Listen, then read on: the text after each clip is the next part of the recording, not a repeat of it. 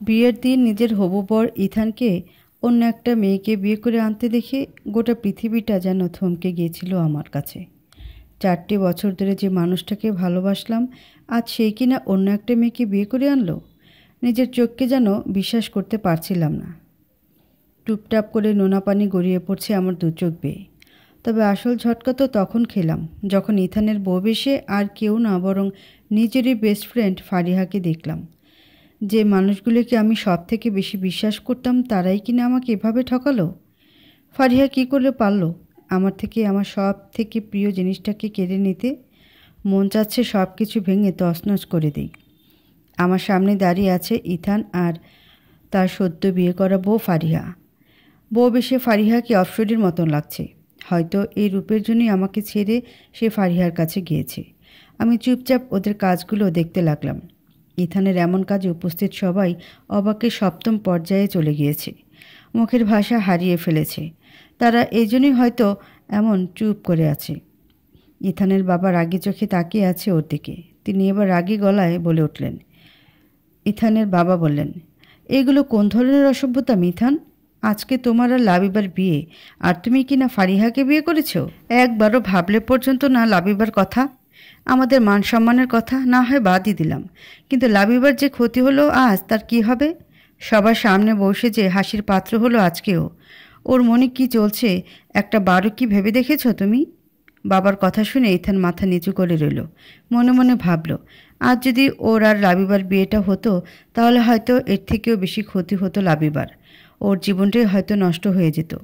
Ethan এবার কিছুটা গম্ভীরভাবে বলে উঠল, বাবা, আমি এখন কোনো রকম সিন ক্রিয়েট করতে চাই না। শুধু জেনে রাখো আমি যা করছি সবার ভালোর জন্যই করছি। আর আজকে থেকে ফারিহা এই বাড়ির বউ। এ নিয়ে আর কোনো কথা শুনতে চাই না আমি। অনেক টায়ার্ড লাগছে, আমি রুমে গেলাম বলে গটগট করে নিজের রুমে চলে গেল। উনি যা রাগী তাতে ওনাকে কিছু বলারও সাহস নেই এখন কারোর। ইথান চলে যেতেই আত্মীয়রা সবাই নানা রকম কথা বলতে শুরু করে দিয়েছে। আমি এক দৃষ্টিতে ফারিহার দিকে চেয়ে আছি। নিজের বেস্ট ফ্রেন্ড হয়েও কেন আমাকে এভাবে ঠকালো? খুব ঘৃণা লাগছে ওর প্রতি। ঠিক তখনই মামুনি এসে আমাকে জড়িয়ে ধরে কেঁদে বলে উঠল, আমাকে ক্ষমা করে দে লাবিবা। আমি যদি আগে জানতাম যে আমার এক মেয়েই আরেক মেয়ের সংসার ভাঙবে, তার প্রিয় জিনিসটাকে এভাবে কেড়ে নিবে, তাহলে আগেই ওকে গলা টিপে মেরে ফেলতাম। এমন মেয়ে থাকার থেকে মরে যাওয়া ভালো। মামুনির এমন কথায় ফারিহা এবার বলে উঠল, মা, এগুলো তুমি কি বলছো? আমি তোমার মেয়ে। সেটা ভাবতেই আমার ঘৃণা লাগে যে তুই আমার মেয়ে হয়েও এমন একটা জঘন্য কাজ করলি। একবার নিজের বেস্ট ফ্রেন্ডের কথাটাও ভাবলি না? ছি! মামুনির এমন কথায় ফারিহা মাথা নিচু করে রইল। মনে মনে বলল, তোমাকে যদি সত্যিটা জানাতে পারতাম, কিন্তু সেই সময়টা আসতে যে অনেক দেরি। ফারিহার চোখ দিয়ে দুফোঁটা পানি বেরিয়ে এলো। হঠাৎ একজন আত্মীয় একে একে বলে উঠল, আরে আরে, নতুন বউয়ের মা, কাঁদছেন কেন? আপনার তো খুশি হওয়ার কথা যে এত বড়লোক পরিবারে আপনার মেয়ের বিয়ে হয়েছে। বড়লোক বাবার একমাত্র ছেলে হলো ইথান, সে অনুযায়ী তো ইথানই সব কিছু পাবে। আর আমাদের ইথান দেখতে তো হিরোদের থেকে কম না। ওর বাবার যে মেডিকেল কলেজটা আছে না, সেখানে সব মেয়েদের ক্রাশ বয়ও। এত ভালো মেয়ের জামাই পেয়ে কেউ কাঁদে নাকি? আরে ভাবি, বোঝো না, এইসবই হলো নাটক। এখন একটু কেঁদে লাবিবার কাছে ভালো হওয়ার চেষ্টা করছে। মনে মনে দেখো ঠিকই খুশি হয়েছে। মেয়েকে কেমন শিক্ষা দিয়েছে কে জানে, নিজের বান্ধবীরই কি না বিয়ে ভাঙে। কি মেয়ে রে বাবা! লাবিবা, তোমার কপালটা আসলেই খারাপ। তাদের এমন কথায় ফারিয়া এবার ডুকরে কেঁদে উঠল, কিন্তু আমার মাঝে কোনো রকম প্রভাব ফেলল না। সবটা এখনও স্বপ্নের মতন লাগছে। ঠিক তখনই ইথান এসে হুঙ্কার দিয়ে বলে উঠল, এখানে এত কথা হচ্ছে কেন? ফারিহা, তুমি কাঁদছো কেন? কেউ কিছু বলেছে তোমায়? লিসেন, ফারিহাকে কেউ যদি কিছু বলেছে তো আমার থেকে খারাপ আর কেউ হবে না। ইথানের দিকে তাকিয়ে দেখলাম সবে মাত্র শাওয়ার নিয়ে বেরিয়েছে। ব্লু জিন্স, সাথে অফ হোয়াইট কালারের শার্ট, যার হাতা ফোল্ড করে রাখা। ভিজা চুলগুলো দিয়ে কপাল বেয়ে টুপটাপ করে পানি ঝরছে। ফর্সা গালটার মাঝখানে ছোট্ট একটা তিল, যেটাতে একটু বেশি আকর্ষণীয় লাগে ইথানকে। তার দিকে না তাকিয়ে তাড়াতাড়ি নিজের চোখ সরিয়ে নিলাম। এখন যে সে অন্য কারোর। আমার ভালোবাসাটা যে ফিকে হয়ে গেছে। ইথান এসে ফারিহার পাশে দাঁড়িয়ে বলল। আমি ওদের দিকে তাকাতেই দেখি ফারিহা অসহায়ভাবে তাকিয়ে আছে আমার দিকে। ওর এমনভাবে তাকানোর কারণটা ঠিক মাথায় এলো না আমার। ইথানের দিকে তাকাতেই দেখি সে আমার বিপরীত দিকে তাকিয়ে আছে। হয়তো আমাকে তার সহ্যই হচ্ছে না। আর আমি ধীর পায়ে ইথান আর ফারিহার দিকে এগিয়ে গেলাম। আমাকে এভাবে আসতে দেখে দুজনে কিছুটা অপ্রস্তুত হয়ে পড়েছে, তা বেশ বুঝতে পারছি আমি। ইথান একবারও লাবিবার দিকে তাকাচ্ছে না। সে জানে তার লাবু পাখিকে এখন দেখলে সে নিজেকে কন্ট্রোল করতে পারবে না।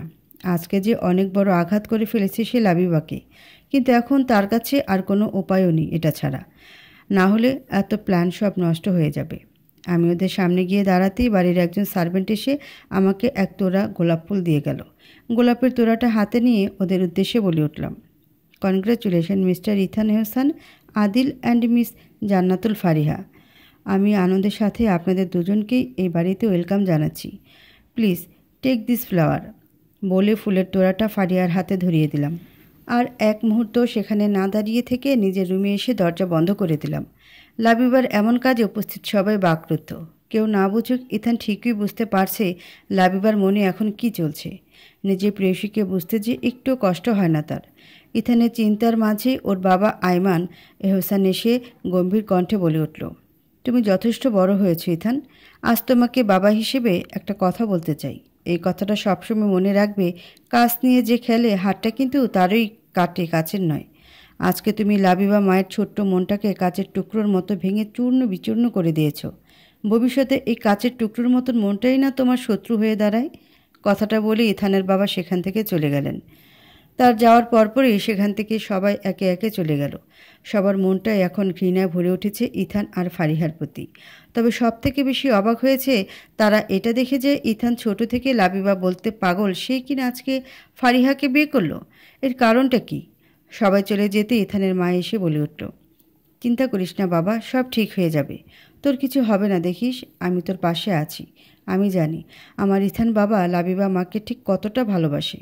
তোর আর ফারিহার আলাদা থাকার ব্যবস্থা আমি করে দিচ্ছি। আপাতত রাত না হওয়া পর্যন্ত তুই ওকে নিয়ে তোর ঘরে যা। কথাটা বলি কোনোভাবে চোখের পানি মুছে সেখান থেকে চলে গেল ইথানের মা। ইথান একটা দীর্ঘশ্বাস ছেড়ে ফারিহাকে নিয়ে নিজের রুমে চলে গেল। অন্যদিকে আমি নিজের গায়ে থাকা গহনাগুলো টেনে হিস্ট্রে খুলে ফেলছি। এগুলো যেন কাটার মতন লাগছে আমার কাছে। গহনাগুলো খুলে কাঁদতে কাঁদতে ফ্লোরে বসে পড়লাম আর আজকের ঘটনাগুলো মনে করতে থাকলাম। লাবিবা আফরোজ এবার মেডিকেল সেকেন্ড ইয়ারে। খুব ছোট থাকতেই লাবিবার বাবা মারা যায়।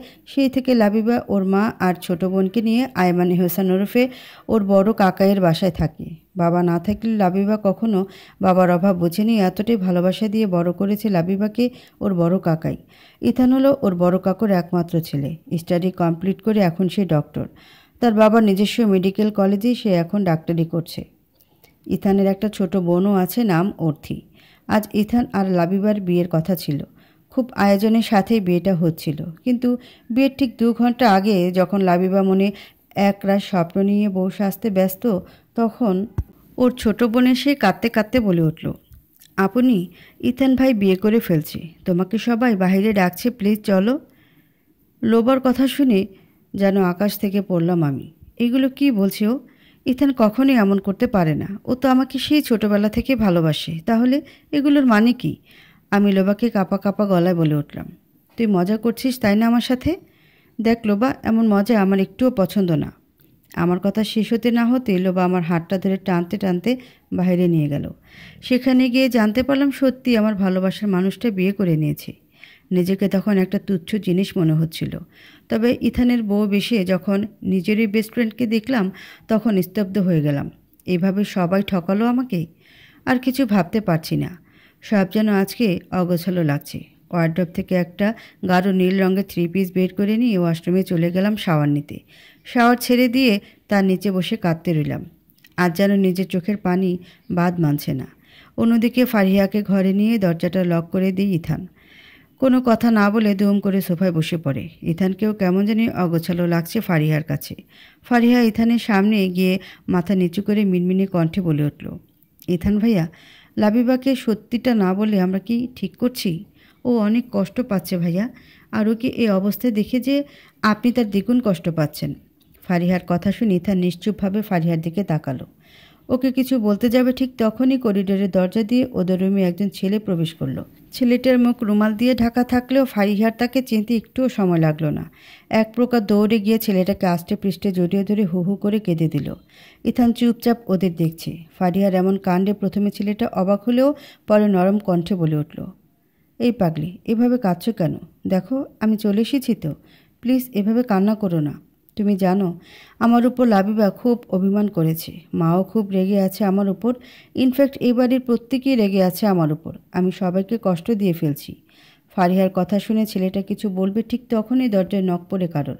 দ্রুত ছেলেটা আড়ালে সরে যায় আর ফারিহা নিজেকে স্বাভাবিক করার চেষ্টা করে। ইথান গিয়ে দরজা খুলতে ওর মা আহিয়া চৌধুরী রুমে প্রবেশ করেন। ইথান তাড়াতাড়ি করে দরজাটা আবার লাগিয়ে দেয়। ইথানের মা একটু চিন্তিত কণ্ঠে বলে ওঠেন, ইথান বাড়িতে প্রচুর গেস্ট আছে, এজন্য গেস্ট রুম সহ সব রুমই লোক ভর্তি। এখন কি করব বলতো? ইথানের মায়ের কথা শুনে আড়ালে থাকা ছেলেটি তাড়াতাড়ি করে বাইরে বেরিয়ে আসে। দৌড়ে গিয়ে জড়িয়ে ধরে তাকে। ইথানের মাও ছেলেটিকে জড়িয়ে ধরে হালকা হেসে বলে ওঠে, বাবা, সেদিনের পুচকে ছেলেটা নাকি আজকে বিয়েও করে ফেলছি। ভাবা যায় বলতো ইথান? ইথানের মায়ের কথায় সবাই একটু কিঞ্চিত হাসলো আর ফারিহা লজ্জায় মুখ লুকিয়ে নিল। ইথান তখন ওর কাবার থেকে কিছু কাগজপত্র বড় একটা ফাইল এনে ওর মায়ের হাতে ধরিয়ে দিয়ে বলে উঠল, মা, এ ফাইলে ইহান আর ফারিহার বিয়ের রেজিস্ট্রি পেপার আছে। ওদের বিয়ের সমস্ত ডকুমেন্টস আছে এখানে। এটাকে একটু সাবধানে রেখো প্লিজ, যাতে কারোর চোখে না পড়ে। ইথানের কথা শুনে ওর মা মুচকি হেসে মাথা নাড়ালো। তারপর কি যেন ভেবে বলে উঠল। ইথান লাবিবাকে কিছু মাকে পুরো কথাটা শেষ করতে না দিয়ে ইথান বলে উঠল, মা, আমি এখন লাবিবাকে কিছু বলতে পারবো না। শুধু লাবিবা কেন, বাড়ির কাউকে কিছু বলতে পারবো না। আমার রিপোর্ট না আসা পর্যন্ত আমি এই বিষয়ে কোনো কথা বলতে চাই না। লাবিবাকে এখন সবটা বলে দিলে আমি জানি ও আমাকে ধরে বেঁধে হলেও বিয়ে করবে, কিন্তু এতে করে যে ওর জীবনটা একটা অনিশ্চিত ভবিষ্যতের দিকে এগিয়ে যাবে। তাই যতদিন পর্যন্ত না আমার মেইন রিপোর্ট আসছে ততদিন না হয় আমার লাবু পাখি একটু কষ্ট পাক। কথাগুলো বলার সময় ইথানের চোখে পানি চিকচিক করছিল। ছেলে বলেই হয়তো এখনও কাঁদেনি।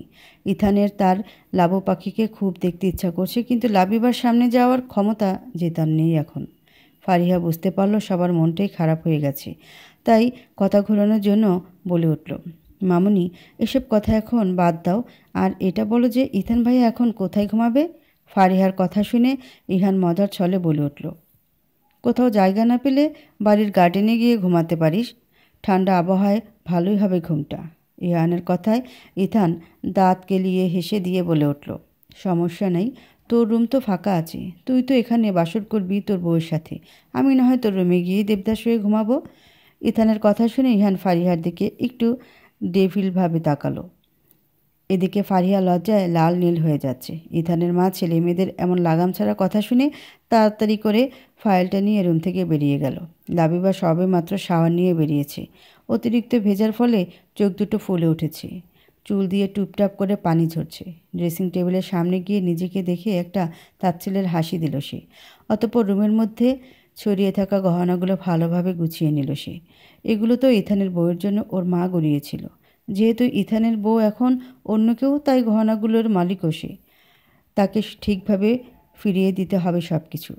কোনো কিছু না ভেবেই ইথানের রুমের উদ্দেশ্যে হাঁটা ধুলো লাবিবা গহনাগুলো নিয়ে। ইথান একটু ওয়াশরুমে গেছিল ফ্রেশ হতে, আর ফারিহা আর ইহান বসে বসে গল্প করছিল আর হাসছিল। ফারিহার মুড ভালো করার জন্য ইহান মজার মজার গল্প বলছিল আর কি। মাঝে মাঝে একটু রোমান্টিক কথাও বলছিল, যা শুনে ফারিহা লজ্জা লাল হয়ে যাচ্ছিল। দরজার কাছে কারোর পায়ের আওয়াজ পেয়ে ইহান তাড়াতাড়ি আড়াল হয়ে গেল আর ফারিহা হাসি মাখা মুখ নিয়ে বসে রইল। ইথান তখনই ওয়াশরুম থেকে বেরিয়েছে। আমি রুমে এসে দেখতে পেলাম ফারিহা বেশ হাসি খুশি আর লজ্জা মাখা ভঙ্গিতে বসে আছে। ইথান ওর সামনেই দাঁড়িয়ে আছে। আমার আর বুঝতে বাকি রইল না যে এখানে কি চলছিল। এদের কি একটুও অনুতপ্ত বোধ নেই? এত বড় একটা কাজ ঘটিয়েও কি সুন্দর নিজেদের বাসর এনজয় করছে। ছি, সবাই আসলে স্বার্থপর। আজ যেইখানে আমার থাকার কথা সেইখানে অন্য কেউ থাকবে। এই হাজারো গোলাপ ফুলের মাঝে তারা তাদের সুখ খুঁজে নেবে। আমার প্রিয় মানুষটাকে আমি যে হারিয়ে ফেলেছি, খুব কষ্ট হচ্ছে। এখানে না আসলেই হয়তো ভালো হতো, কিন্তু এখানে এসে যে ইথানের আরেক রূপের শিকার হব তা জানলে হয়তো কখনই এই ঘরে পা রাখতাম না আমি। আমাকে এখানে দেখি ইথান আর ফারিহা দুজনে কিছুটা অবাক হলো। হয়তো ভুল সময় এসেছি আমি। ওদের দিকে তাকিয়ে একটা মুচকি হাসি দিয়ে বললাম, সরি, দরজায় লক না করে ঢুকে পড়েছি। আসলে আমার তোমার সাথে কিছু কথা ছিল ফারিহা ভাবি। লাবিবার এমন কথা ইথানের যেন কলিজায় গিয়ে লাগলো। মাত্র কয়েক ঘন্টায় ওর মুখটা একদম ফ্যাকাশে হয়ে গেছে, চোখ দুটো ফুলে উঠেছে, কেমন যেন অগোছালো লাগছে। লাবিবাকে এভাবে দেখি ইথানের বুকটা ধক করে উঠল। তবুও মুখ দিয়ে কোনো কিছুই বলল না। লাবিবার কথায় ফারিহা কাঁপা কাঁপা গলায় বলে উঠল, কী কথা বল লাবিবা, আর আমাকে ভাবি কেন বলছিস? ভুলে যাস না, তোর ভাবি হওয়ার আগে আমি তোর বেস্ট ফ্রেন্ড। ফারিহার এমন কথায় লাবিবা তাচ্ছিল্যের সুরে বলে উঠল, বেস্ট ফ্রেন্ড? আচ্ছা ফারিহা, আদৌ কি তুই বেস্ট ফ্রেন্ডের মানে বুঝিস? তোর কি মনে হয় আমি এখনও তোর বেস্ট ফ্রেন্ড আছি? লাবিবার এমন কথায় ফারিহা মাথা নিচু করে নিল। কিছু বলতে গিয়েও বলতে পারল না। ইথান ব্যাপারটাকে এড়ানোর জন্য বলে উঠল, প্লিজ লাবিবা, তোর যা বলার আছে তাড়াতাড়ি বল। আমরা দুজনেই টায়ার্ড, তাই রেস্ট নিব। ইথানের প্রত্যেকটা ব্যবহার আজকে লাবিবার মনকে ক্ষত বিক্ষত করে দিচ্ছে। নিজের চোখের পানি আটকে রেখে মায়াভরা কণ্ঠে বলে উঠল, আসলে এই গহনাগুলো দিতে এসেছিলাম তোমাকে ফারিহা ভাবি। তোমার জিনিস তোমার কাছেই রাখো। লাবিবার কথায় ফারিহা কিছুটা অবাক হয়ে বলে উঠল, এগুলো তো তোর গহনা। আমার কবে থেকে হলো? আমার ছিল, এখন থেকে তোর হয়ে গেছে। মানে কি বলতে চাইছিস তুই? এই গহনাগুলো বড় কাকিমা ইথান ভাইয়ার বউয়ের জন্য কিনেছিল। যেহেতু তার বউ এখন তুই, তাই গহনাগুলো এখন থেকে তোর। আমি অন্য কারোর জিনিস নিজের কাছে রাখি না। আসলে কি বলতো, তোর মতন অন্যের জিনিস ছিনিয়ে নেওয়ার অভ্যাসটা নেই আমার, তাই তো নিজ থেকে ফিরিয়ে দিতে এলাম। লাবিবার বলা কথাগুলো ফারিহাকে খুব আঘাত করছে, তবুও সে চুপটি করে সহ্য করে নিচ্ছে। ভবিষ্যতে এই কষ্টই হয়তো তাদের প্রত্যেকের জীবনে সুখ আনবে। ফারিহা মনে মনে বলে উঠল, আমি কারোর জিনিস কেড়ে নিয়ে নিলাবু, তুই সত্যিটা জানলে হয়তো আজকে এত বড় কথা বলতে পারতিস না। ইথান লাবিবার দিকে রাগে লুকিয়ে তাকিয়ে আছে। লাবিবার এই কাজটা মোটেও পছন্দ হয়নি তার। রেগে গিয়ে খপ করে লাবিবার হাত থেকে গহনার বক্সগুলো নিয়ে রাগী কণ্ঠে বলে উঠল, ঠিক বলছিস তুই, এই গহনাগুলো শুধু আমার বউয়ের জন্য। এইগুলো আমার কাছেই থাকুক। সঠিক সময় এলে আমি নিজ হাতে আমার বউকে যত্ন করে পরিয়ে দিব। ইথানের কথা লাবিবা আর কিছু বলল না। মনের মধ্যে এক পাহাড় সমান অভিমান জমেছে তার ইথানের প্রতি। অবশ্যই এই অভিমানের কিছুই যায় আসে না ইথানের। লাবিবা রুম থেকে বেরিয়ে যেতে গিয়েও ফিরে এসে শান্ত কণ্ঠে বলে উঠল, একটা প্রশ্নের উত্তর দিবে আমাকে ফারিহা? কি এমন দোষ করেছিলাম আমি যে এইভাবে আমাকে ঠকালে? আমার মনটাকে বিষে ভরে দিলে, আমার জীবনটাকে তছনছ করে দিলে, আমার থেকে আমার প্রিয় জিনিসটাকে কেড়ে নিলে। শেষের কথাটা বলার সময় লাবিবার চোখ দিয়ে টুপ টুপ করে পানি গড়িয়ে পড়ল। লাবিবার চোখের পানি দেখি ইথানের মাথায় রাগ উঠে গেল। চোখ দিয়ে যেন আগুন বের হচ্ছে তার। এই একটা জিনিস সে একদমই সহ্য করতে পারে না। দ্রুত গতিতে লাবিবার কাছে গিয়ে তার দু বাহু আঁকড়ে ধরে পাগলের মতন বলতে লাগলো, এই লাবু পাখি, কি হয়েছে তোমার? এভাবে কাঁদছো কেন? কি কষ্ট দিয়েছে বলো আমাকে? প্রমিস, তাকে আমি জানে শেষ করে দিব। এতক্ষণে লাবিবা যেন তার আগের ইথানকে ফিরে পেয়েছে। তার মুখে খুশি রেখা ফুটে উঠল। তার ইথান তাকে এখনও ভালোবাসে ভাবতে মনটা খুশিতে লাফিয়ে উঠল তার। ইথান লাবিবার থেকে কোনো জবাব না পেয়ে তাকে এবার বুকের সাথে চেপে ধরল। কেন জানি দম বন্ধ লাগছে তার। তার লাবু পাখির চোখের পানি যে সে একদম সহ্য করতে পারে না। ফারিহার ইথানের এমন কাজে কিছুটা ভরকে গেল। দ্রুত পায়ে এগিয়ে এসে লাবিবাকে ধাক্কা দিয়ে ইথান থেকে দূরে সরিয়ে আনলো। কিছুটা রাগী গলায় বলে উঠল, কি হচ্ছেটা কি এখানে? আপনার কি মাথা খারাপ হয়ে গেছে নাকি যে নতুন বউ রেখে অন্য একটা মেয়েকে জড়িয়ে ধরেছেন? ফারিহার কথায় ইথানের হুঁশ ফেরে।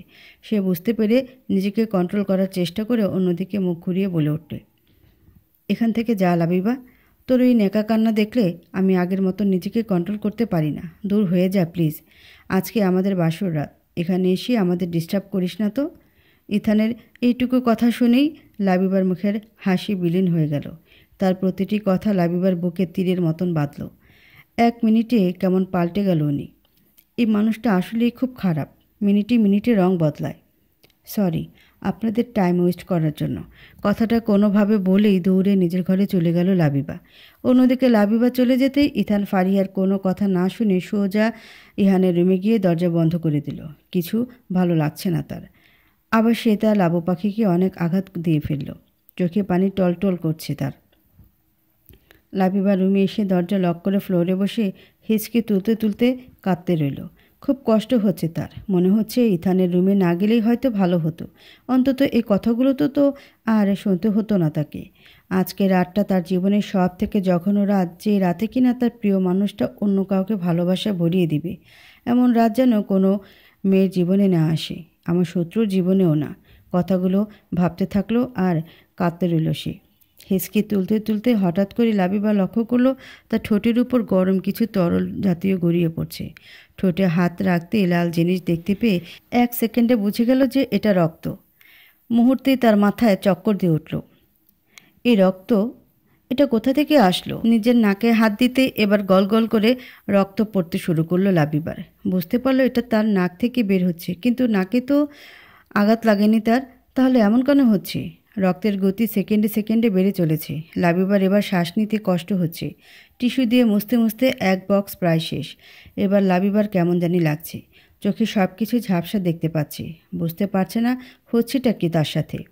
ফারিহা নিজের রুমের দরজা বন্ধ করে দিতেই ইহান পর্দার আড়াল থেকে বেরিয়ে এলো। ফারিহার মনটায় বারবার কু ডাকছে, মনে হচ্ছে কিছু খারাপ হতে চলেছে। তখন ওইভাবে লাবিবাকে ধাক্কা না দিলেও পারত। ভুল বুঝলো না তো আবার তাকে? এইসব চিন্তায় ঘুরপাক খাচ্ছে তার মাথায়। তখনই ইহান এসে ফারিহাকে পেছন থেকে জড়িয়ে ধরল, যার জন্য কিছুটা চমকে উঠল সে। আজকে আমাদের বাসর রাত। প্রত্যেকের জীবনে এই রাত নিয়ে অনেক স্বপ্ন থাকে। আমারও আছে বউ, প্লিজ তুমি এমন মনমরা হয়ে থেকো না। ইহানের কথায় ফারিহা মুস্কি একটা হাসি দিয়ে তাকে জড়িয়ে ধরল। ইহান ফারিহাকে কোলে তুলে নিয়ে বিছানার উপর শুয়ে দিল। তারপর ফারিহার দিকে এগিয়ে গিয়ে গভীরভাবে ওর ঠোঁটে একটা কিস করলো। একে একে তারা নিজেদের ভালোবাসার রাজ্যে ডুব দিল। অদ্ভুত এই পৃথিবী। কেউ ভালোবাসায় ডুবে থাকে তো কেউ যন্ত্রণায় কাতরে মরে। রাত প্রায় 1টা। অন্ধকার রুমে কোনো এক সুদর্শন যুবক সোফার উপর বসে দাবার গুটি সাজাচ্ছে। সব সাজানো হয়ে গেলে একটা শয়তানি হাসি দিয়ে বলে উঠল, এইবার আমার প্ল্যান এমনভাবে সাজিয়েছি যে তুমি চাইলেও আমার জাল থেকে কিছুতেই বেরোতে পারবে না মিস্টার ইথান এহসান আদিল। তুমি থাকবে তোমার রিপোর্ট নিয়ে, অন্যদিকে তোমার প্রাণ পাখি লাবিবা কাট্টি হয়ে যাবে। আফসোস, এই জন্মে হয়তো তুই তোর রিপোর্টটা আর পাবি না ইথান।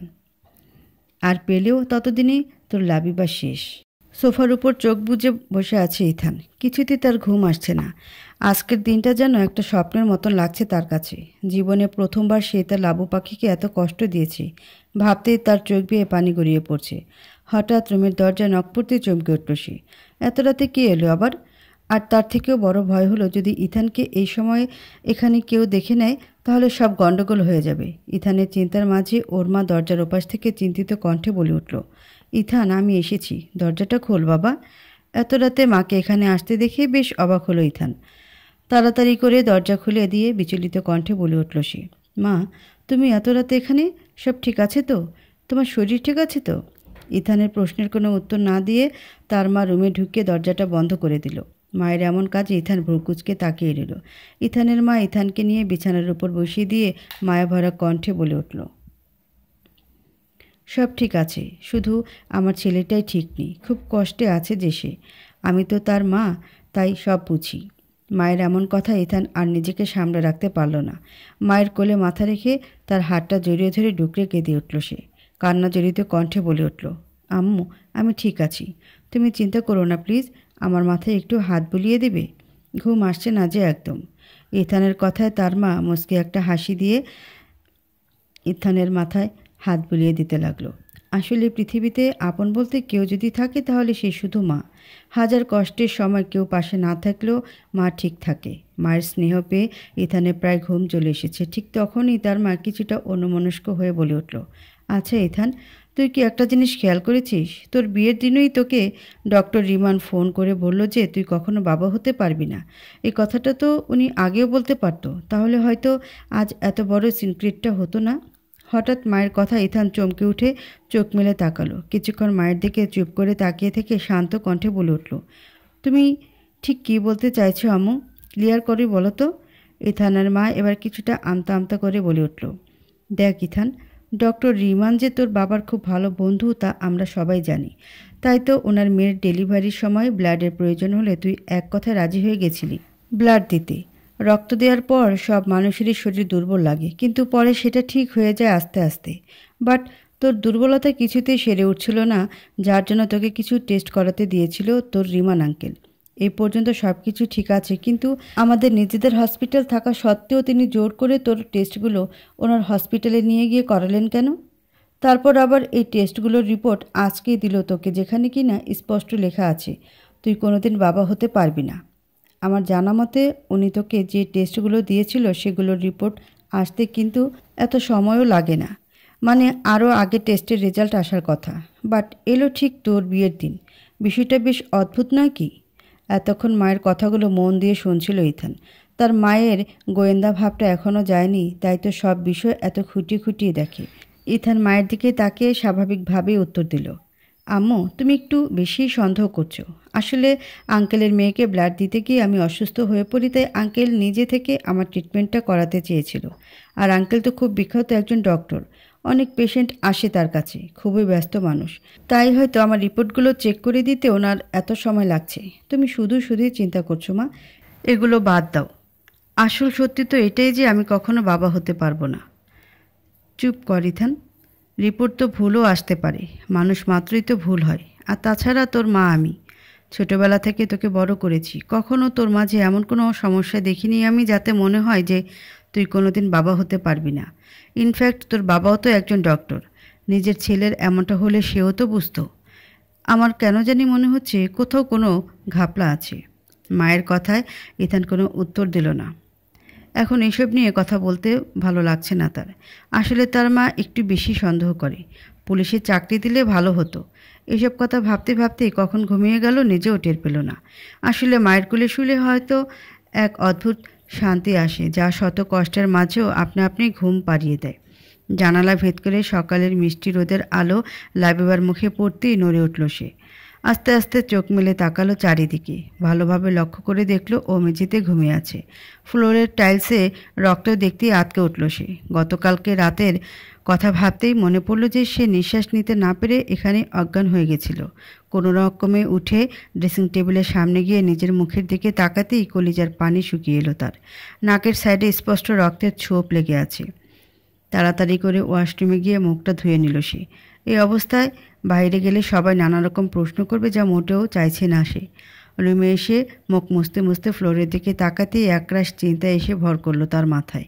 আর মনে বলে উঠল সে, এখন এই রক্তের দাগগুলো কিভাবে উঠাবো আমি? রুমে এসে কেউ দেখে ফেললে আবারও ঝামেলা হবে। একেই সবার মন খারাপ, তার উপরেই উটকো ঝামেলা। লাবিবার মাথায় একটা আইডিয়া চলে এলো। কিছু না ভেবেই ঝট করে রুম থেকে বেরিয়ে তার দরজা লক করে দিল। এখন যেহেতু সকাল, তাই কেউ হয়তো ঘুম থেকে উঠেনি। আস্তে আস্তে কিচেনের দিকে এগিয়ে গেল লাবিবা। তারপর একটা ডিটারজেন্টের বোতল নিয়ে ঝটপট সেখান থেকে কেটে পড়তে যাবে, ঠিক তখনই পেছন থেকে ইথানের মা সন্দেহের কণ্ঠে বলে উঠল, এত সকালে কিচেনে কি করছিস তুই লাবিবা? আর তোর হাতে ডিটারজেন্টের বোতল কেন?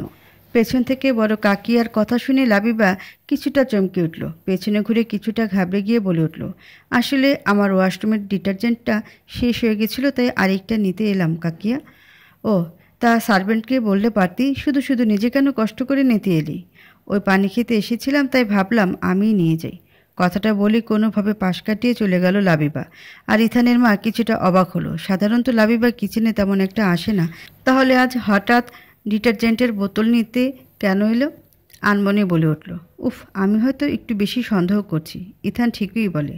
লাবিবা সিঁড়ি বেয়ে উপরে উঠতে যাবে, ঠিক তখনই ফারিয়া সিঁড়ি বেয়ে নিচে নামছিল। লাল টুকটুকে একটা শাড়ি পরেছে সে, ভেজা চুলগুলো ছেড়ে দেওয়া, যেখান থেকে টপ টপ করে পানি পড়ছে। দেখে বোঝা যাচ্ছে সদ্য গোসল করে বেরিয়েছে সে। ফারিয়াকে এভাবে দেখে লাবিবার ভেতরটা মুচড়ে উঠল। মনে হলো কেউ তার হৃদয়টাকে কাচের টুকরো দিয়ে বারবার আঘাত করে চলেছে। কাল রাতটা যে খুব ভালোই কেটেছে তাদের, তা আর বুঝতে বাকি রইল না। লাবিবা এটা ভেবে অবাক হচ্ছে কিভাবে একটা মানুষ তার বেস্ট ফ্রেন্ডের ভালোবাসাকে ছিনিয়ে নিয়ে তার সাথে এক রাতে এতটা ঘনিষ্ঠ হতে পারে। ভাবতে ঘৃণায় গা গুলিয়ে উঠল তার। চোখের কোণে পানি নিয়েই দ্রুত ফারিহাকে পাশ কাটিয়ে নিজের রুমে চলে এলো সে। অন্যদিকে ফারিহা লাবিবার এমন কাজে কিছুটা অবাক হলো।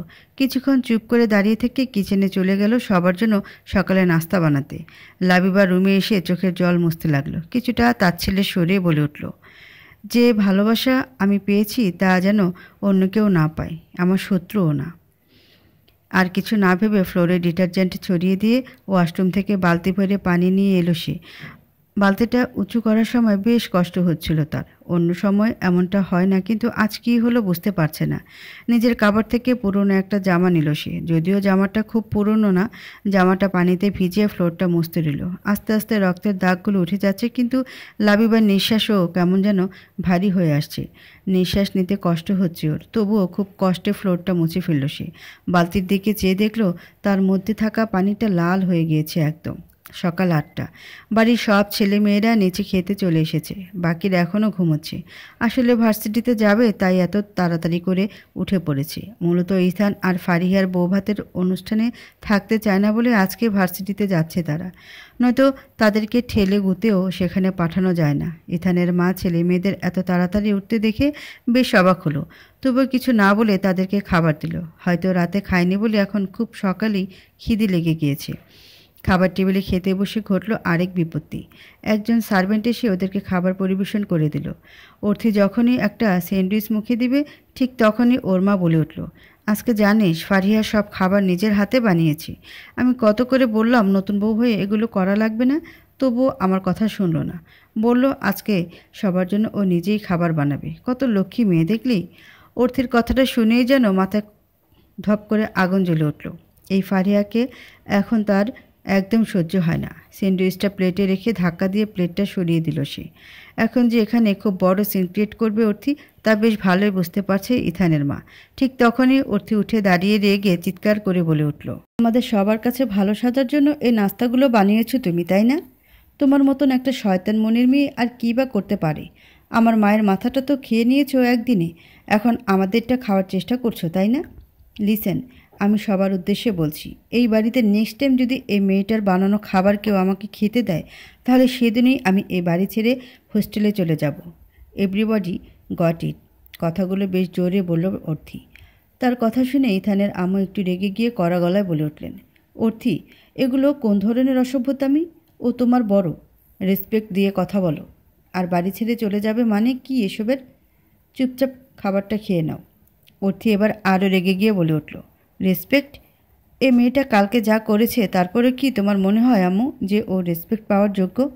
জানি না কি করে এই মেয়েটা একদিনে তোমাকে বশ করে নিয়েছি। এতটাই বশ করে নিয়েছে যে লাবিবার কষ্টটাও চোখে দেখতে পাচ্ছ না। একে নিয়েই মেতে আছো। আর আমি সত্যিই হোস্টেলে চলে যাব যদি এই মেয়েটার বানানো খাবার কেউ আমাকে নেক্সট টাইম খেতে দেয়। আর তোমার আদরের লক্ষ্মী মেয়ের বানানো খাবারটা না হয় তুমিই খাও।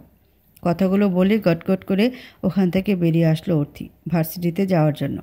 ইথানের মা আটকাতে গিয়েও আটকাতে পারল না, কারণ তিনিই জানেন অর্থি রেগে গেলে কারোর কথা শুনে না।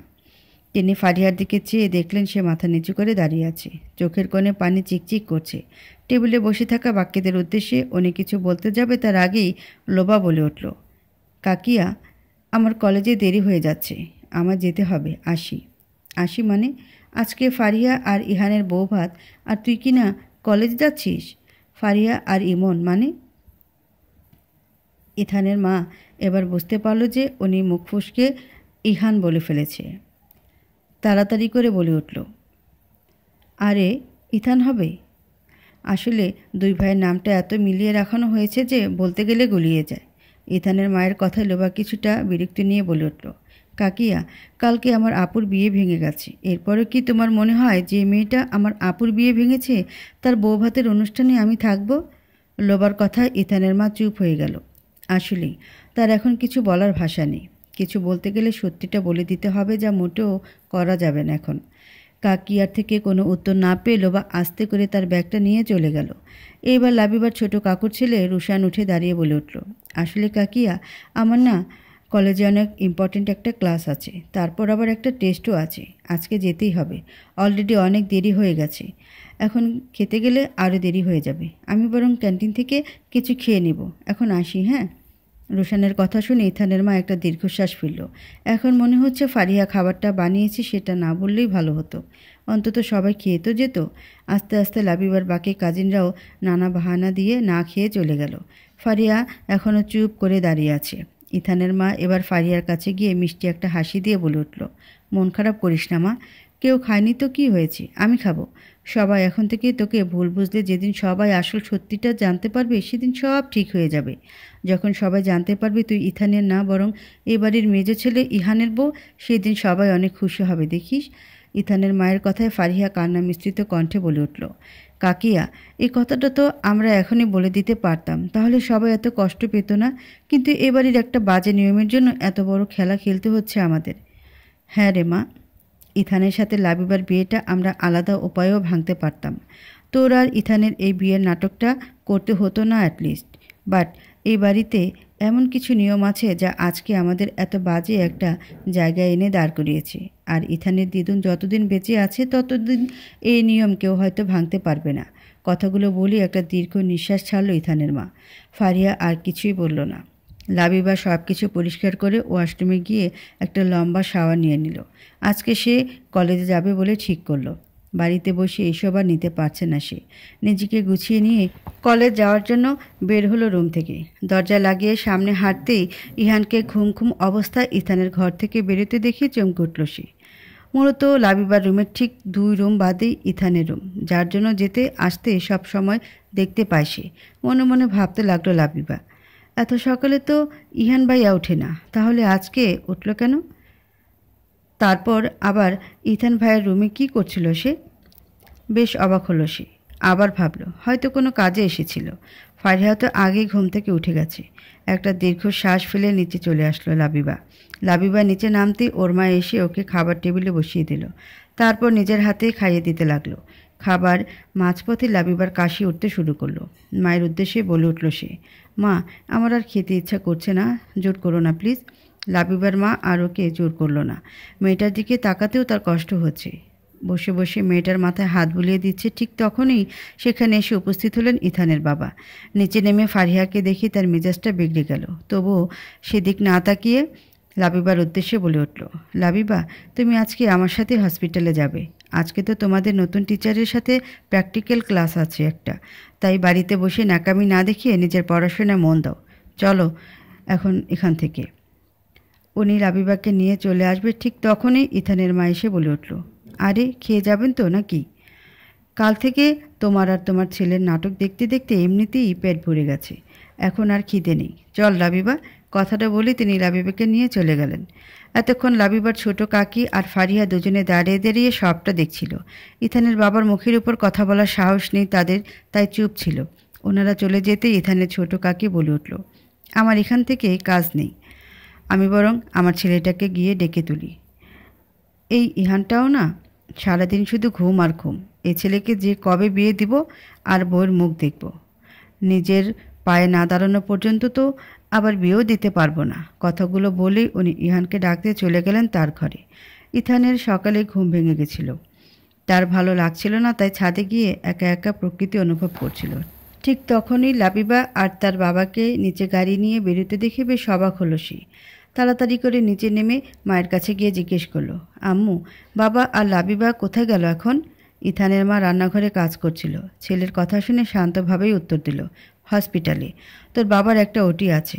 কাল রাতে বলেছিল, আর আজকে লাবিবাদের নতুন টিচারের প্র্যাকটিক্যাল ক্লাস আছে, তাই সেও গেছে। তুই এখন এসব বাদ দে আর বউ ভাতের জন্য রেডি হ। মায়ের কথা শুনে ইথান অবাক হয়ে বলে উঠল, বউ ভাত মানে? বউ ভাতের অনুষ্ঠান হবে আজকে। বিয়ে হলে তো বউ ভাত হবেই। নয়, বউ ভাত কিছুতেই হবে না। আর আমার আর ফারিহার তো বিয়েই হয়নি, তাহলে কিসের বউ ভাত? আমি এখনই সবাইকে বলে দিচ্ছি যে কোনো অনুষ্ঠান হবে না। মায়ের কোনো কথা না শুনে ইথান ত্বরিত গতিতে ড্রয়িং রুমে এসে সবার উদ্দেশ্যে চিৎকার করে বলে উঠল, এই সমস্ত লাইটিং খুলে ফেলো। আজকে কোনো অনুষ্ঠান হবে না, কোনো বউ ভাত হবে না। যেসব আত্মীয়রা আছে তাদের বাড়ি চলে যেতে বলো। Got it? ইথানের কথা শুনে ওর ছোট কাকি কিছু বলতে যাবে তার আগেই ইথানের চোখের দিকে তাকিয়ে থমকে গেল সে। চোখ দিয়ে যেন আগুন বের হচ্ছে তার। ইথান আর কোনো কথা না বলে নিজের রুমে গিয়ে রেডি হয়ে নিল। তারপর হসপিটালের উদ্দেশ্যে বেরিয়ে পড়ল। বাড়িতে সবাই আটকাতে গিয়েও কিছু করতে পারল না, কারণ ইথানের রাগের ব্যাপারে তারা সবাই জানে। ফারিয়া ইথানের কাজে বেশ খুশি হয়েছে। অ্যাটলিস্ট আজকের অনুষ্ঠানে যাদের আসার কথা ছিল তাদের সামনে ইথানের বউ তো আর সাজতে হলো না। এদিকে হসপিটালে এসে যে এমন কিছু হবে তা ভাবতেই পারেনি লাবিবা। একটু সকালে চলে এসেছে তারা, তাই বেশি স্টুডেন্ট আসেনি এখনও। লাবিবা এখন নতুন স্যারের কেবিনে যাওয়ার জন্য হাঁটতে শুরু করলো। আসলে কিছু ফাইল দিয়েছিল ইথানের বাবা স্যারকে দেওয়ার জন্য।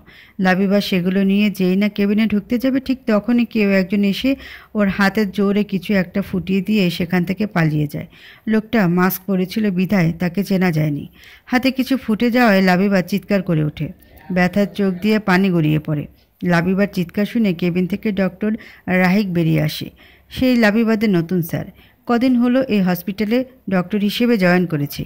বেরিয়ে এসে লাবিবার হাত থেকে রক্ত পড়তে দেখে তাড়াতাড়ি করে ওর হাতটা চেপে ধরে সে। ঠিক তখনই ইথান এসে রাহিককে লাবিবার হাত ধরে থাকতে দেখে রেগে যায়। রাগে কপালের রগ ফুলে ওঠে তার। চোখ দিয়ে এবার মনে হয় রাহিককে ঝলসে দেবে সে। কোনো কিছু না ভেবেই রাহিকের কাছে গিয়ে ওর কলার ধরে জোরে একটা ধাক্কা দেয় ইথান।